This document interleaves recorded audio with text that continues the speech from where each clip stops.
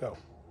Hello everybody, and welcome again to another Adventures with Sarah packing video. And this is a follow-up actually to a previous video that I did because I decided to try something a little different on a recent trip. I did a tour of Emilia Romagna and Florence, and I know when I go to Italy I always want to bring things home, like lots of things. Coffee, cheese, wine, you name it. I want to bring these things home. But I don't always have room for all the things I want to bring home. So I thought I'd do something a little bit ingenious, which is to bring a rolling bag, which I never bring. Usually I do a backpack, but I thought I'd like to test rolling bags to give you guys a report as to which ones function the best, which ones I like best. And then I also wanted to figure out a way to be able to take as much home with me as I could.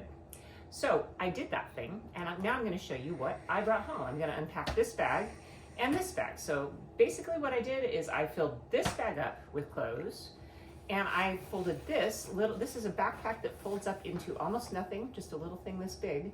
I put this into my backpack, and then once I was ready to take all of my goodies and put them into this bag here, I pulled the clothing section out and I put it in here. So we'll start here, and I'll show you what's inside this bag.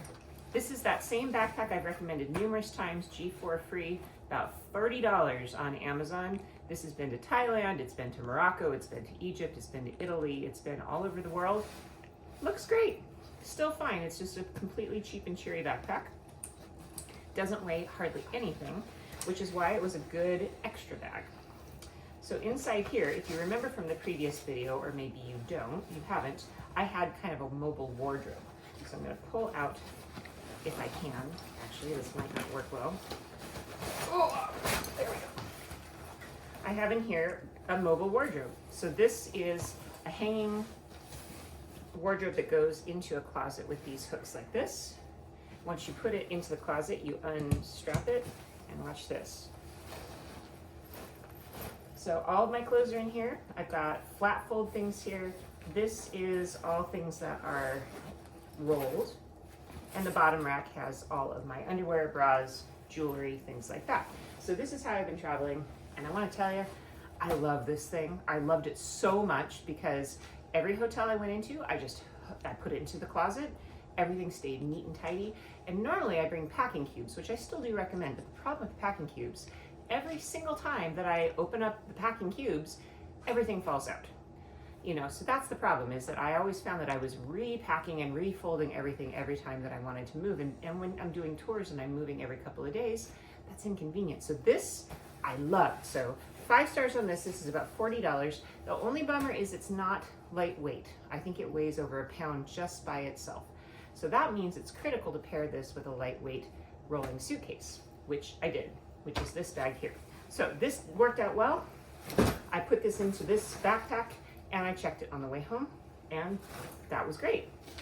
So what did I fill this bag with instead? This is the fun part. Now, this is the TravelPro Maxlite 5 bag. This is available all over the place. You can get it at Amazon, you can get it at Nordstrom Rack. I think I paid about $120 for it maybe. It weighs under 5 pounds, which that is the bar you're looking for. If you can find a rolling bag that's about a 21 inch that is under 5 pounds, you're doing great, but there really aren't a lot of them. The only other ones I can think of are this brand called It, which I bought one of those and I brought it home and it just felt too flimsy. So this is a little more solid, weighs slightly more, but TravelPro has a really good reputation. So what did I think about it? Well, it went great. I thought it was really good. I bought this one because it is expandable, but this is where I have a disagreement with it. Look how stupid the expandability is. Look, it's almost nothing. Let me turn over here so you can look better. This is the expansion, just there. So what does that really do for you? Pretty much nothing. The expandability, I mean, I thought it was going to be a great extra factor for really loading this up with stuff. No, it really didn't do anything for me at all. So I would say if you're looking at the TravelPro models, the Maxlite 5, maybe you don't have to get this one. I also liked it because it has only the 2 roller wheels instead of the ones that kind of have the 4, the spinners. I don't like the spinners because when I'm in Italy on a cobblestone street, you set it down for a second and it wanders off, and I don't want a bag that wanders away from me. So I really prefer the 2 wheels, and I thought it was a very stable bag with the way it rolled. So I thought it was really pretty good that way. The build on it is good. The extension on this is really solid. I really didn't see any flaws in this bag other than the fact that the the expandability was basically useless. Also, this pocket, totally useless. Like, I don't even know what that's for. Maybe a passport. This pocket, slightly less useless, but also not great. Oh, sorry, dirty underwear. But, you know, sketchbook, you know, contact lenses, little flat things like bags of receipts and things like that. But you can't really put much in here other than that. So it's just a big main compartment. Let's just be honest. That's basically what we're getting. The only other bad thing about this bag also, I can think of, the zipper is already malfunctioning. Look at that. We've already got a problem. I'm not sure how I'm going to fix that right there because it's gotten off track. And that is a problem I had with another TravelPro bag that I bought earlier. I bought one about, I don't know, 2 years ago, used it on one trip, returned it when I got back because the zipper is busted. So this could be a problem with TravelPro. This is the second bag I've had from them and the exact same problem. So buyer beware on that front. But let's see what is inside. This is the big reveal of the TravelPro bag. First of all, you know I travel with my pillow. This is my same down pillow, and I always put my down pillow in the bag that I'm checking on the way home because it cushions all the breakables. So nothing's wet, so that's good. That means nothing busted. And then I just basically took underwear, jeans, t-shirts, and I wrapped up all the things that I thought could potentially break. So there's no more like actual regular stuff in here. This is just all goodies that are being padded by, you know, my clothes. So let's get to the good stuff. What did I bring home? Coffee. Lots of coffee. And the reason I bring home this espresso from Italy is that this coffee costs about $3 per block in Italy. At home, it costs about $8 to $10, sometimes even up to $15 for a single block. So this little stack here, that's probably 15, 15, 15, right? So that's probably $45 worth of coffee that I think I paid $8, $9 for. So it's a good deal to bring coffee home from Italy, and you can get all kinds of different ones. I like to bring these home because they're good for my espresso machine. So that's one of the main things I brought home. Then cheese. We went on the Emilia Romagna tour to see how Parmesan was made, and the special red cow Parmesan especially. And so of course I wanted to bring home some Parmesan for my family. I got a 22-month aged Parmesan. Now cheeses, remember, are okay to bring home. Make sure they're vacuum sealed, and aged cheeses are the ones that are okay. You can't bring Gorgonzola, you can't bring mozzarella, obviously, because they're gonna make a mess, they're gonna rot over time. But this has been in my suitcase for 2 days. It's fine, no problem at all. So that one I brought home. Similar thing here. I brought home some pecorino romano. This is really, really good for making like cacio e pepe, a few other kinds of pasta dishes that call for this specific cheese. So I brought those home. And then I brought home, because this was really cheap at the store in Italy, these little packets of grated high quality Parmesan. So this is the top quality of Parmesan, but it's all like the powdery kind, so you can mix it into sauces and things like this. This was €1.30, so $1.50, and you get all of this Parmesan per bag. That is a really, really good deal.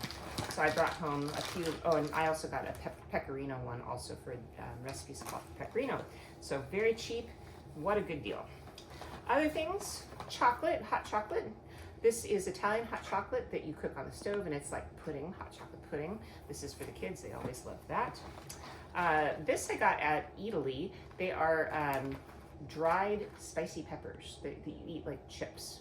So I thought that would be kind of fun to try. Italy has tons of great, cool, different things you can't get anywhere else.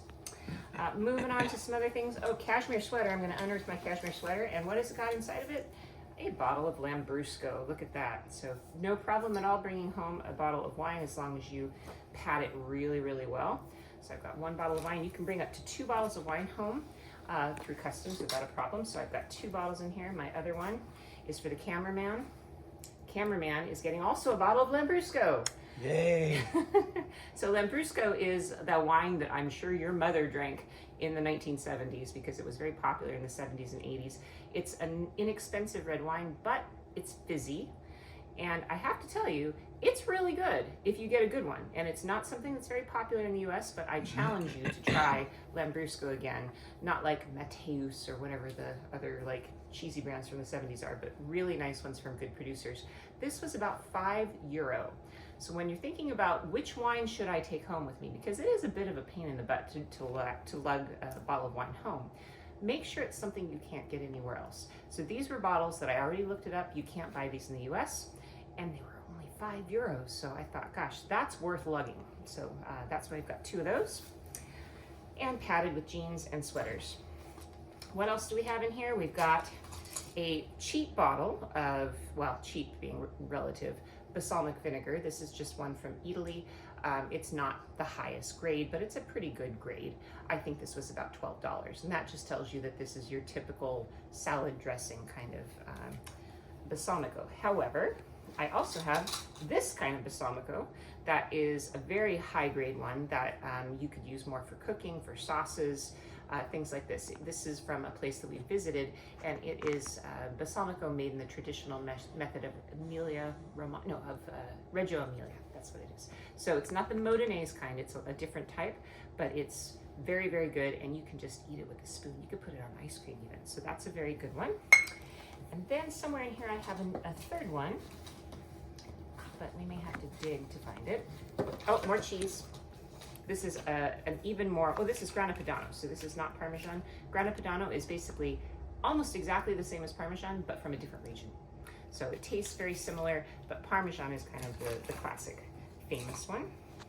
All right, what else do we have in here? We've got pistachio cream, another find from Italy, also from Italy. This is peperoncino picante, hot pepper paste, which I thought might be really fun to try cooking with, maybe some sauces or, I'm not sure, I'll figure something interesting out. Oh, here's the balsamico I wanted to show you. This is a balsamic called Tradizionale. This is aged 25 years, and it's not vinegar. That's the thing to know about it. It's not vinegar because it doesn't taste like vinegar. It doesn't have the acidity of vinegar. This is something completely different. You can drizzle just a teeny little amount on, and it changes the flavor of everything. So this is good on vegetables. It's good to dress meats afterwards. You can put a tiny drop on anything, and it's packed with flavor. It's kind of like the umami king. This is a silver grade. They have red, silver, and gold. So this is the in-between. This little bottle costs $80. That's why you use a tiny bit of it. But it's something amazing. If you've never had super high quality traditional balsamico, you should try it. It really is kind of a game changer for cooking. Then we have in here Amarena cherries.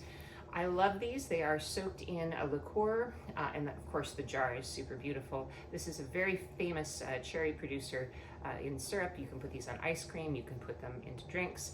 The thing is, we just saw at a grocery store here, at an import store, one of these jars, $40 in the United States. In Italy, I paid €16 for this. So this is a high value item to bring home because it's very expensive here, and that really should be the way you think about what you buy to bring home, like what costs a lot when you come back to the US. We have these interesting tubes again of gianduia, which is like a chocolate paste. So I don't know what we're gonna do with that, but it's fun. Might be something different and interesting.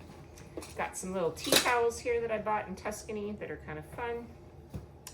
And then also, of course, we have olive oil. This is yet another one of these things that I bought because olive oil is something that you can get here in the US, obviously, but the quality is gonna be very different. And I tried 2 different ones that I thought were kind of interesting, but I always get the cans because the cans are less likely to shatter or be a problem, and they're more lightweight. You do have to be careful though. Typically I wrap these in a paper bag or a plastic bag to keep them in case they get dented, but this is how I like to take olive oil home. And then what else do we have? We've got some paste that I thought would be fun on cheese, and then we've got our Starbucks mugs, which that's a new thing in Italy. The Starbucks mugs, Florence, if you can believe this, they opened up a Starbucks in Florence, and you know what? The Florentines love it. Not all of them, but they like it more than you might think. So I did actually get Starbucks mugs from Italy this time, which was pretty fun. And then moving on, we have just a few other small things in here, some little like candies. These were also from Italy, another Starbucks mug. And then this is kind of the last very funny thing I wanted to show you that I brought home. We did go to cheese country in Emilia Romagna. And when we were there, the factory that made the red cow Parmesan had a sample of the cheese, but not out of any kind of normal container. The container they had to sample it out of looks like a wheel of Parmesan cheese. So this was a gift to me. And this is going to be how I store my Parmesan from now on the countertop with a little spoon. So there you go. That's how I packed my TravelPro Maxlite 5 bag. I packed it completely to the gills. It weighed, I don't know, probably 45 pounds, something like that by the time it got to the airport counter. I checked it, no problem. Everything ended up coming back perfectly fine. So I would say overall, for my purposes, this bag definitely gets, I would say, a B+.